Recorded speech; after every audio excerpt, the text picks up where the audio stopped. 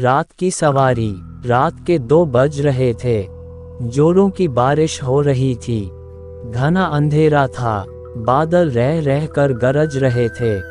थोड़ी थोड़ी देर बाद बिजली चमकती तो आसपास की चीजें दिखाई पड़ती थीं, अन्यथा हाथ देखना भी मुश्किल लग रहा था।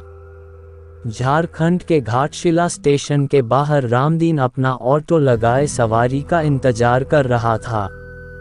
इस मौसम में सवारी मिलने की उम्मीद कम थी, फिर भी हो सकता था कुछ देर बाद आने वाली ट्रेन से कोई सवारी आ जाए। करीब 1 घंटे बाद ट्रेन आई। थोड़ी देर बाद बिजली चमकने पर एक 18 से 19 वर्ष की मॉडर्न सी लड़की कंधे पर एक बैग लटकाए बाहर निकलती दिखी। वह सीधे उसके ऑटो के पास पहुंची और मुसाबनी चलने को कहा।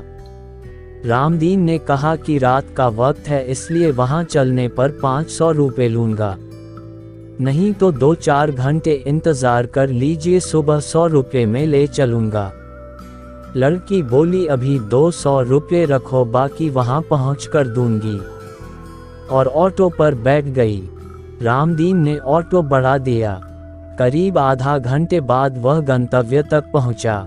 एक माकन के बाहर लड़की ने गाड़ी रुकवाए और घर से पैसे लेने की बात कहकर अंदर चली गई। काफी देर तक वह नहीं लौटी तो रामदीन अकेले बैठे बैठे परेशान हो गया। उसने घर का दरवाजा खटखटाया। काफी देर बाद एक बूढ़े ने आंखें मलते हुए दरवाजा खोला। उसने पूछा, कौन हो तुम और इतनी रात को किस लिए आए हो? रामदीन बोला, जो मेम साहब थोड़ी देर पहले आई हैं, उन्होंने मेरा पूरा भाड़ा नहीं दिया है। बूढ़े ने आश्चर्य से उसकी ओर देखा।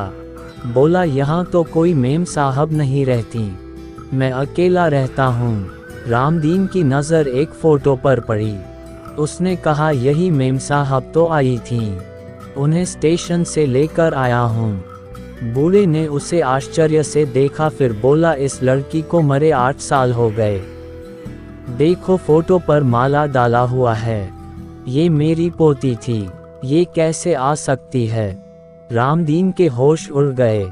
वह चुपचाप अपने ऑटो के पास पहुंचा। उसने देखा कि सीट पर 100 के 3 नोट रखे थे। उसने नोट जेब में रखा और वहां से बेतहाशा भागा। उस दिन से उसने रात में ऑटो चलाना छोड़ दिया।